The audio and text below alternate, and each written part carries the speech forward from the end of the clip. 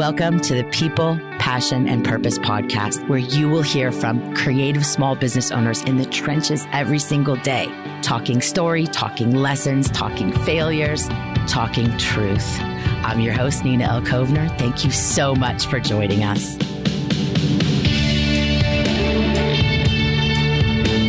Welcome back to the podcast. This week, I am so fucking excited to have J Ladner on the podcast. Jay is a salon owner, artist, educator, brand creator, influencer, leader, husband, dad, and all around badass unicorn. Jay, welcome to the podcast.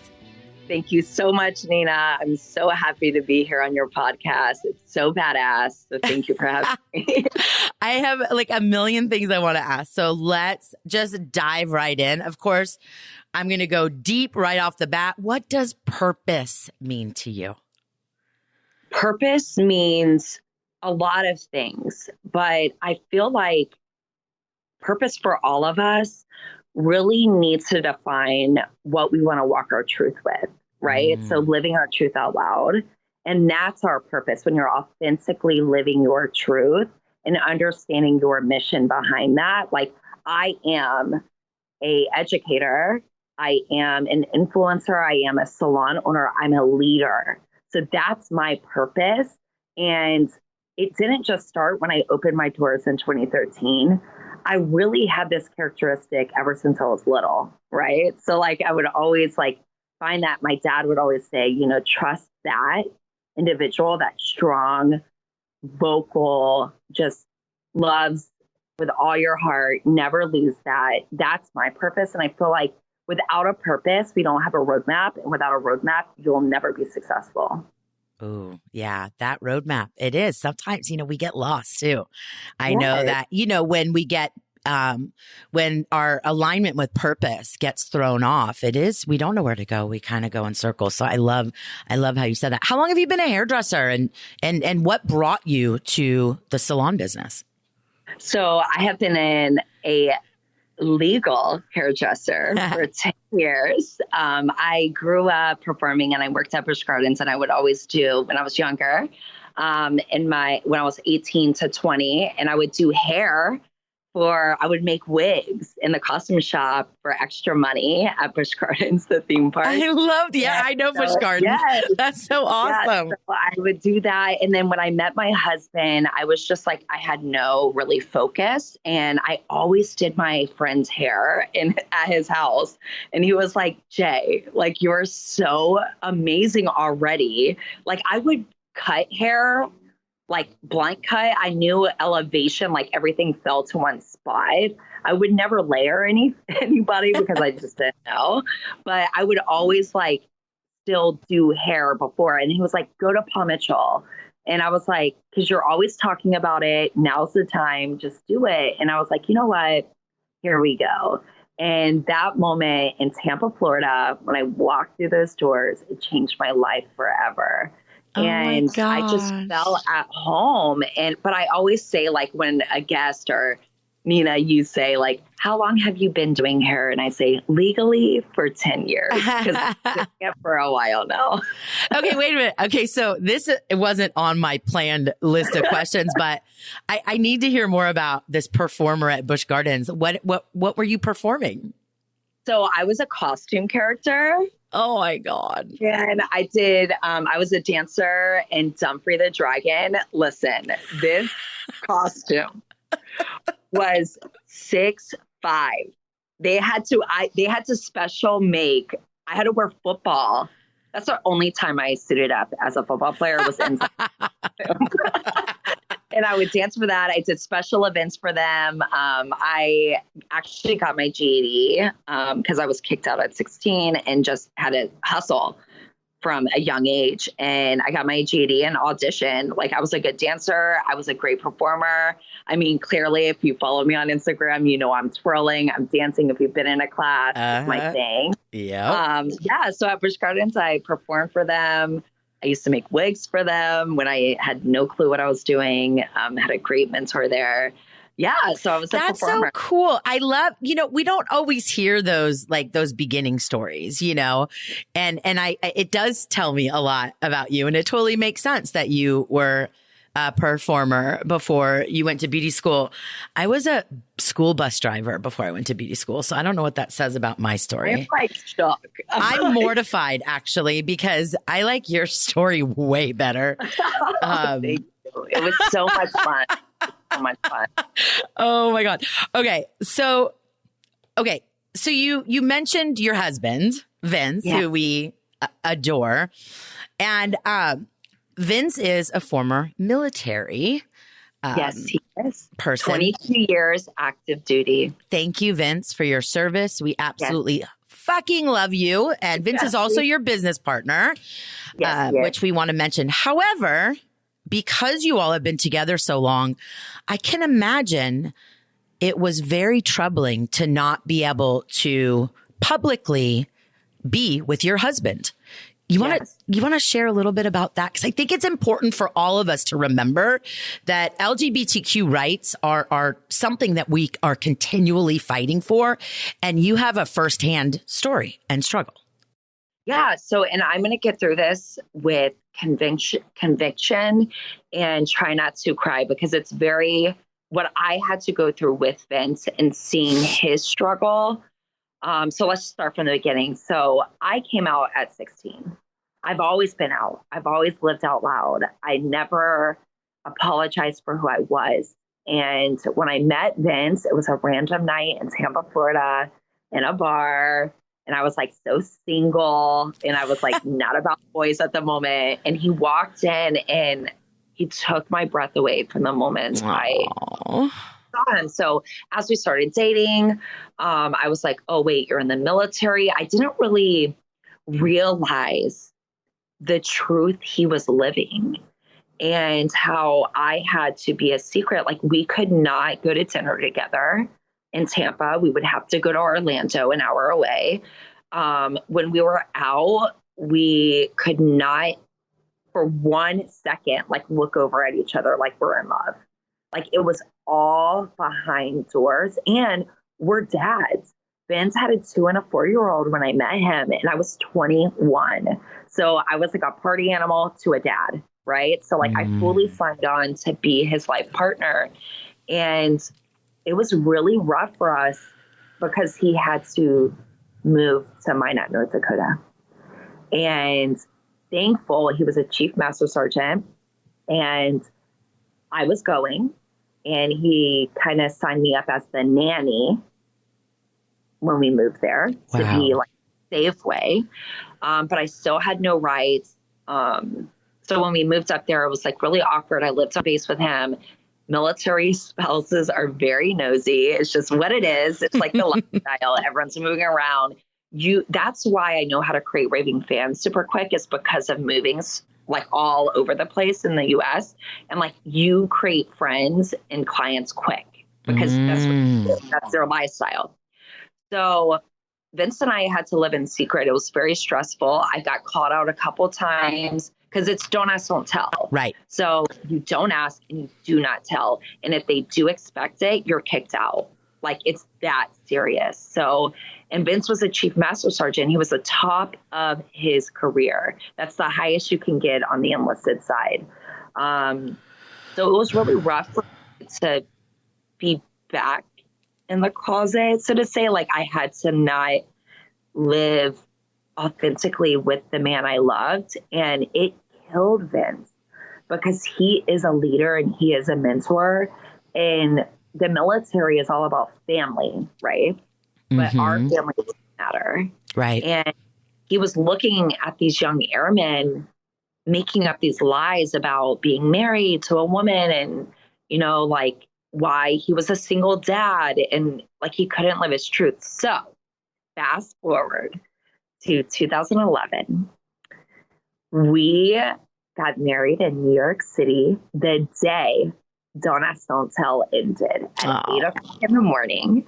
He was in his blues with all his awards on he looked so handsome. And that is, sorry, I'm getting a little. So am I.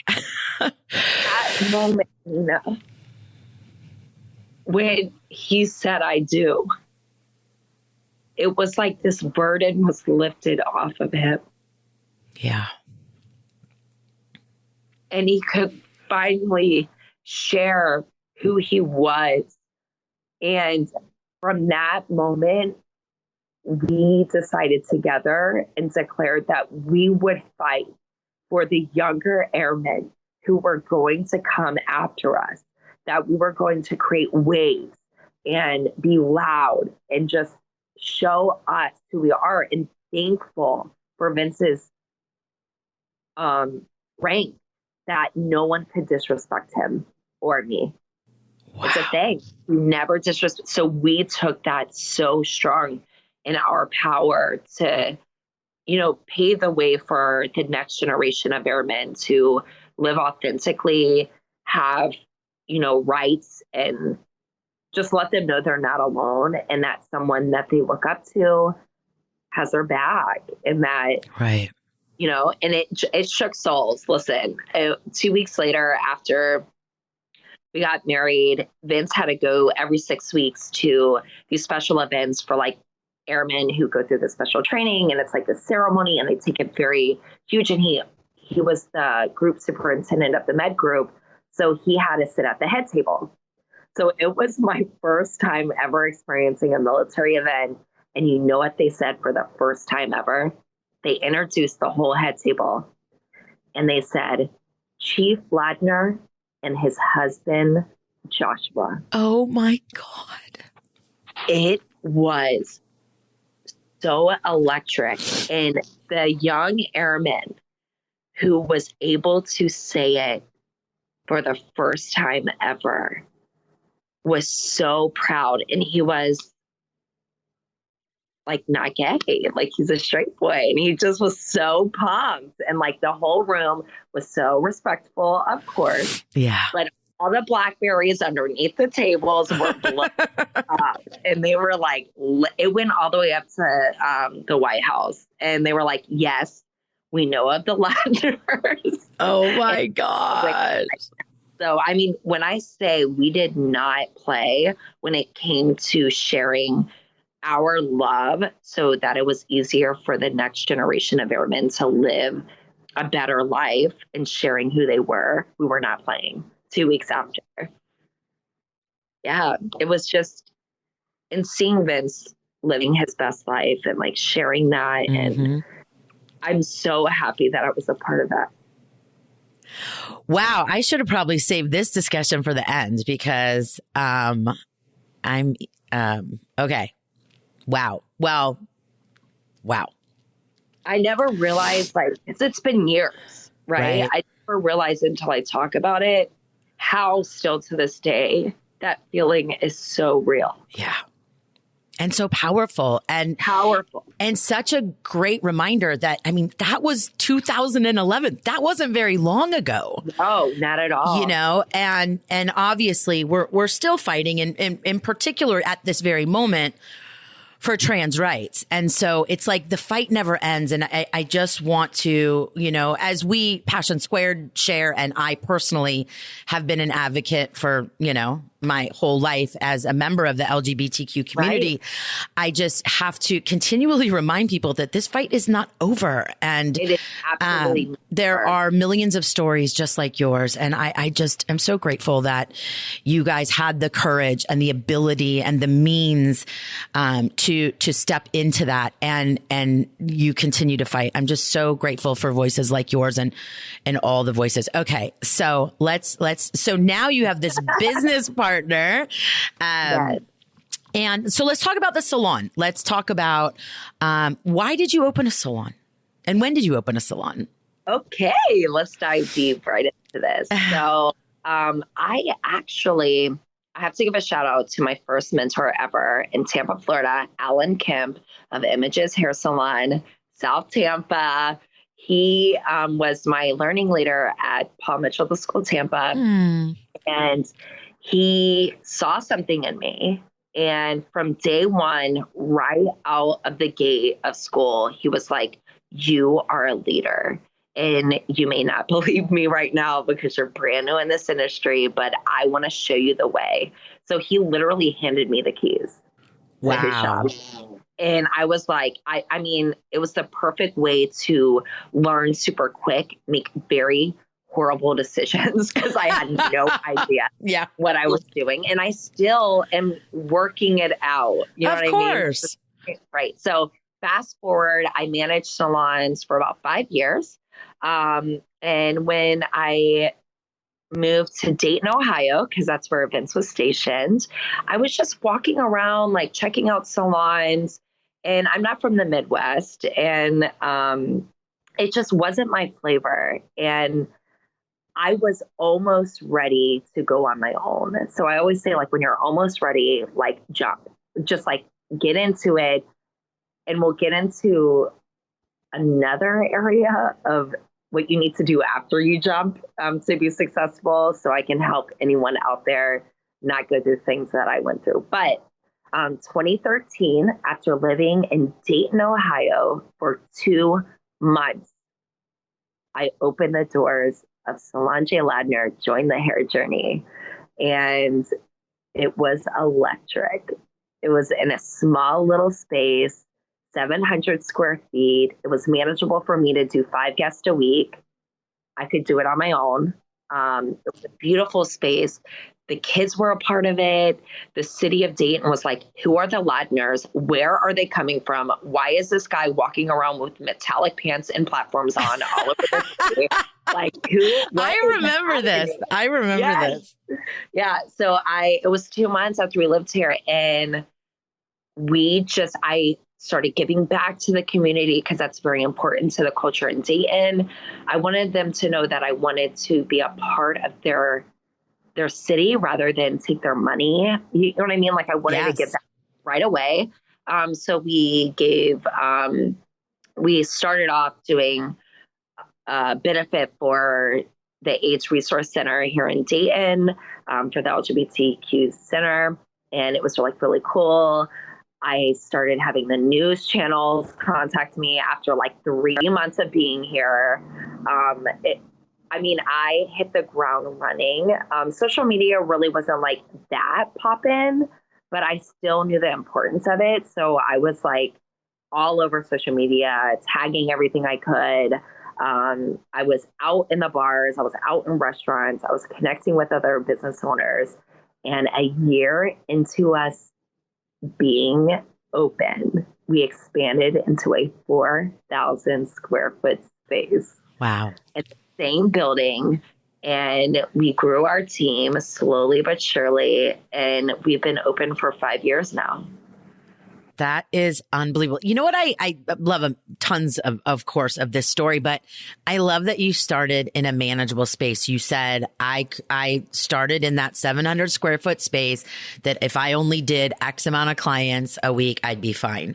I think one of the biggest challenges I've seen over the decades that I've been in the beauty industry in particular, but I mean, this is small business in general, is biting off more than you can chew. And I don't mean that in a like, not being supportive and yay, everybody. But the problem, as you know, one of the biggest problems salon owners get into is they can't manage their overhead. And it's fucking sucks. It's the worst. And I will say, having my business partner, husband, best friend, fellow dad, Vince Ladner on my team, I could not be where I am today without him. Yeah. And we literally painted the walls ourselves. We built the stations. We hung the lights. Like, we cut costs at every single corner we could. We realized, okay, this is how many guests we need to do a week. What does this look like? And the one thing that I share the most on my Instagram is being consistent and showing up. And not like, don't stop, get it. And it's literally, you have to pound the pavement. No one's going to do it for you. And you have to show up with relentless dedication for your brand, your craft, and have a roadmap. You need to roadmap and know what is realistic. Because listen, I'm over the top. I'm very gaudy. I wanted it to be a 10,000 square foot space, but baby, that's not reality. You feel me? Right. So I'm Yeah. like, let's make this 700 square foot space feel like a 10,000 square foot space. Yes, exactly. And Exactly. when I first started taking guests, we had 2 mirrors and I had a bar stool. Wow. What guests were sitting in because our chairs were late. But I said, because Dayton, Ohio said I couldn't do it in any weeks. So I did it in 7 when I opened the salon. And I love that pressure. I love someone telling me I can't do it. So, because it makes me hustle harder. And our chairs were late. So I was like, hi. Hi, this is our salon chair today. They were like, oh, this is fun, right? So you make it fun. And the guests, our investors, get like that's what really blew us up is they were a part of a startup and they were always reminded of how grateful we were for their support because without them we are nothing. Absolutely. And I feel like when we forget that we lose it all. So it's just having that second to just take a deep breath and look at your investors. Those guests are your investors and say thank you. Thank you, For allowing investors. to buy 2 more mirrors and 2 more chairs. I love it. Right. And then you just slowly grow and you show up. And the days that you don't want to show up, you still show up, Yep. drop it off at that door, and you snatch the wigs and slay the gigs. I love how you talked about consistency because you and I have been connected for quite a while on the social web. Yes. And I don't even know for how long, but I feel like a really long time. Yes. It seems like since the beginning of Passion Squared, which was 2012. But you've been super consistent. You know, you show up every day. Yes, even when it's very rough and it's very challenging. And I feel like it has only made me a better leader, a better husband, a better brother, a dad, a human. Like, I just feel like going through the good and the ugly side of beauty has just built me to be able to have credibility when I teach nationally. Yeah. You know, we have a story. Yeah. It's social proof, right? It's social proof. Exactly. You're not regurgitating something you read in a book. Yeah. You're actually living it, which is awesome. So before I have one more kind of area I want to talk about, but before we move kind of off of the salon, if you could do it all over again, what are some of like the gut wrenching lessons that you've learned being a salon owner that you would want others to maybe be aware of before they dip their toe? Oh, yes. I have a couple. I have a book worth, but we'll just go into like maybe my top 3. Systems. What is your brand purpose? What is your brand promise? What do you want your brand to be seen on the inside and the outside? What are those standards that mean so much to you as a owner and a stylist that will hold your team accountable? So I didn't really have systems. I built them along the way. When I started, it was 1 page. And now I have a 60-page handbook. So I like 5 years in. So I would really want people to understand the importance of protection of your business and to put in the work and not be lazy to define what is important to your brand and how your employees should show up and perform. Another area would be being more consistent on holding my team accountable. So when something in the handbook or our systems or our values were not represented in a positive light, handling that the moment it happened. And when you're not consistent in leading your team towards the future and with a clear vision, you will always run into discoveries. So I think handling those discoveries that happen with your core values right away, right from the jump. I love that. My awesome friend, Carrie Davis, who is an incredibly successful owner of 3 salons in San Diego, who I've known her since she opened her first salon. I love how she's a big culture advocate, and she says either you create your own culture or your culture will be created for you. You choose. Exactly.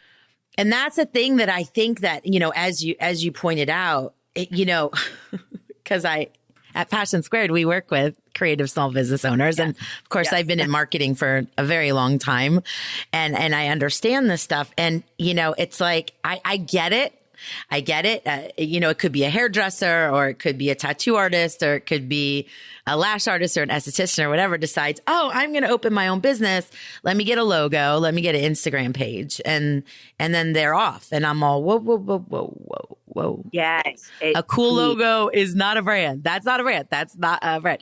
And brand defines culture, and culture defines brand. So it's like, without that upfront work, you going back to what you mentioned earlier, the roadmap, how can you create a roadmap when you have no clarity of purpose? And so I'm so glad that you brought that up. I mean, it's huge. I don't know how people do anything, make decisions, anything without that stuff. Yes, I'm very unaware of how people could ever expect to have longevity in this industry without putting in the work and just protecting your brand. And it will be so much easier for you to hold people accountable and also find people. You're recruiting to the vision and the culture. So, as if you have people that aren't aligned with your culture and haven't bought in, then that's where all the trouble comes in, right?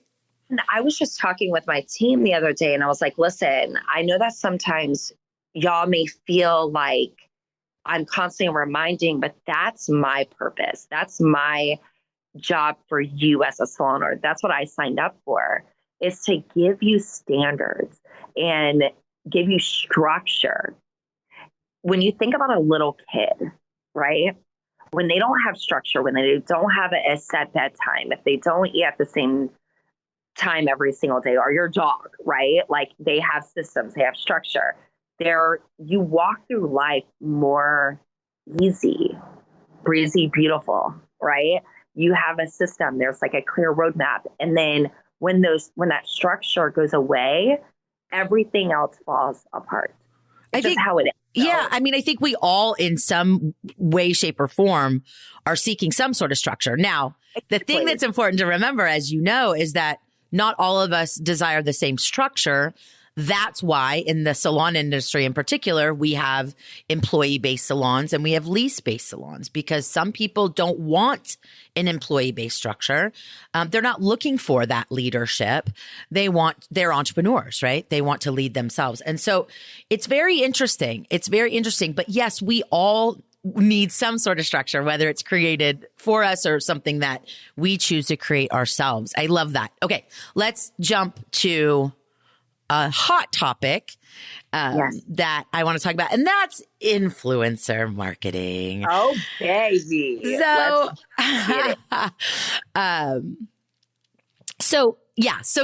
hi.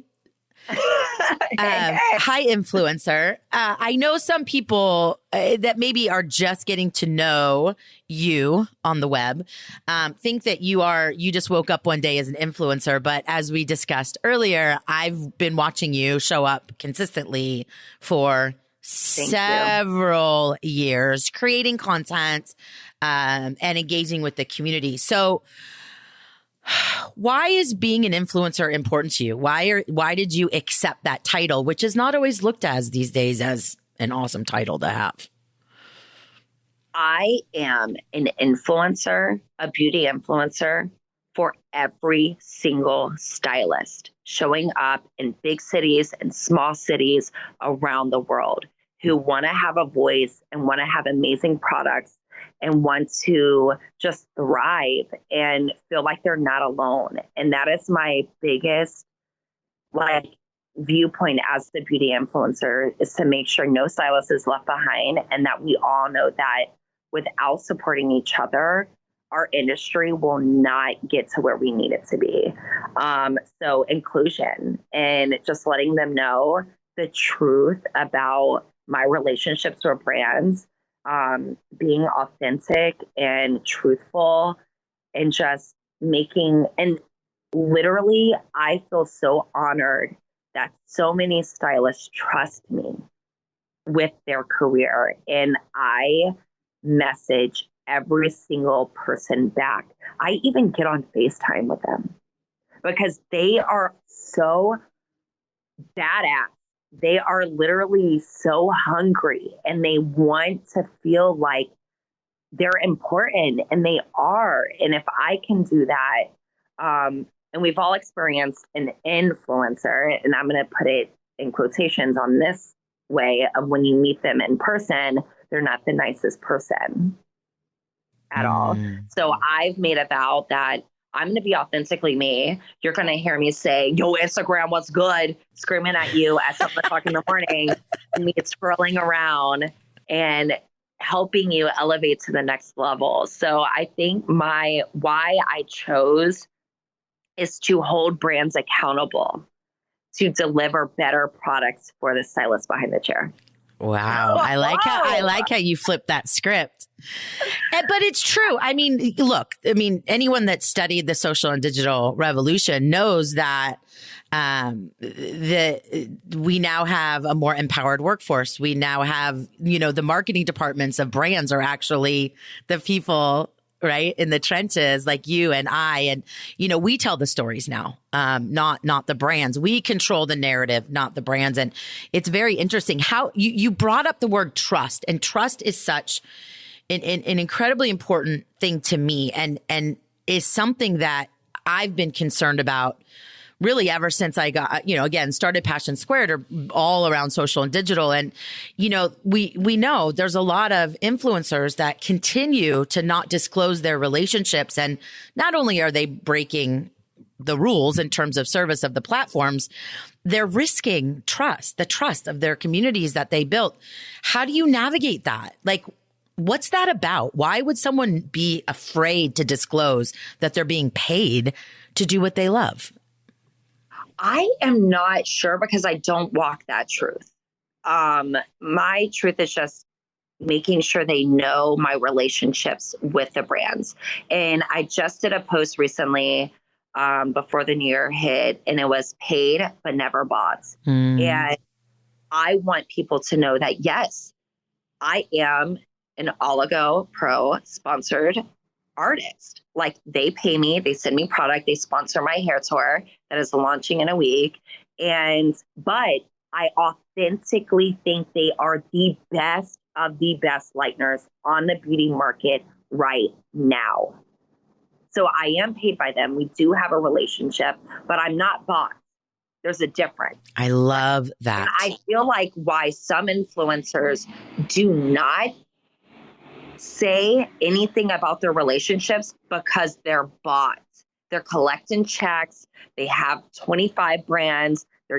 They don't have loyalty to the product. They're allowing companies just to drop a check to them. And I feel like right now, as a beauty influencer, I will absolutely not share a brand who, one, does not lead with love, have stylists as in their best interest, right? And produce mediocre products. I absolutely won't. I am forcing them, and I'm being vocal about it, to produce better products. And I will never be bought. So I love that. And I think that for some, I always believe that people always want to do the right thing. And I think that some of the reason that some influencers are struggling is they just aren't educated. They just don't understand either the rules, the FTC rules, or the terms of service for Instagram or terms of service for Facebook. And I know at Passion Squared, of course, we educate and, share that information with our community and our A schoolers and S schoolers. Yeah, I want everyone to know this, is that Nina is my mentor. Like, I invest my brand into your brand because you have our back. You're always clued in on what's to come to make sure that we're protected. And I want to thank you so much for that. And I learned from our one-on-one coaching moments and in A school and F school of understanding the importance of trust and value and my purpose and my promise. And you've already spoke on the rules of engagement when it comes to being a brand influencer and a beauty influencer. So I want to thank you so much for giving me that guidance and knowledge. But well, I mean, thank you. I fucking love you. But I do think that this is something that people aren't doing on purpose. I really believe that it's more just a lack of understanding. And of course, I'm hopeful that, that will continue to change because it goes back to trust. And without trust, we have nothing in business and in life, online and off. And it's just not worth breaking that trust. Okay. Oh my gosh, we could talk for fucking hours. I'm going to just scooch over into, do you have a favorite quote? Because you know me, I just am so quote inspired. Yes. So I have, I'm going to share two quotes that move and shake my soul daily. I remind myself constantly that, so there's three of them. I fucking love you. Sorry, there's three. Talk is cheap. It takes money to buy land. So be careful what you're promised. Make sure that you're doing your research and that you're not just taking the first anything, right? With a lease, with a brand, with a relationship, being an influencer. Like talk is cheap, takes money to buy land, baby. Do your research, right? Then we'll move on to a closed mouth never gets fed. And no one knows who you are unless you tell them. And that's how I got to where I am in this beauty industry. In 2013, I banged on Beauty Launchpad Magazine's Twitter account, honey. And I was like, I have a voice. You need to share me. I am a rebel with a beauty cause. And they would have never known who I was unless I told them. So no one knows who you are unless you tell them. Right? And a closed mouth never gets fed. So if you want it, speak up. And I've been told no plenty of times. It didn't stop me, but this is why. When someone would tell me no to an opportunity, I would ask them, well, let me know why you're saying no so I can come back correct. Right? But I still had my voice out there. So anyone out there, everyone out there, a closed mouth never gets fed, and no one knows who you are unless you tell them. So don't stop. Get it. Like, you are magic, baby, and you can have anything that you want in this industry. And don't be afraid. Move through the fear. Open that mouth. Are you hungry? Are you starving? Like, let's get it. I love it. Yeah. Oh my gosh. Where can we find you on the internet? You can find me on Instagram at it's Mr. J Ladner. You can also reach me on jladner.com. There's a little contact info. It goes right to my email. And on Instagram, if you're woke, you will see that my cell phone number is right there on my main page. You can get there with my email or slide into my DMs. I love it. Jay, thank you so much for sharing your story with us. It's been such a fucking joy to watch you these last, I guess, eight years. Yes. Oh my gosh. I feel that this year is the year of the stylist taking back their chairs. And I'm so happy that I get to have a say in it and to lead a tribe full of badass people. Thank you so much, Nina, for always being the most magical mentor for me and all of us in this industry. I feel honored that I got to be on your podcast today. Oh, I love you so much. Thank you. And thanks everyone for listening. Thank you so much for listening to today's podcast. To learn more about Passion Squared, you can visit us at passionsquared.net. You can find us on the gram and on Facebook at Passion Squared, and be sure to subscribe and share with your friends. We're so grateful. Thank you so much for joining us. Have an awesome day, guys. Love you.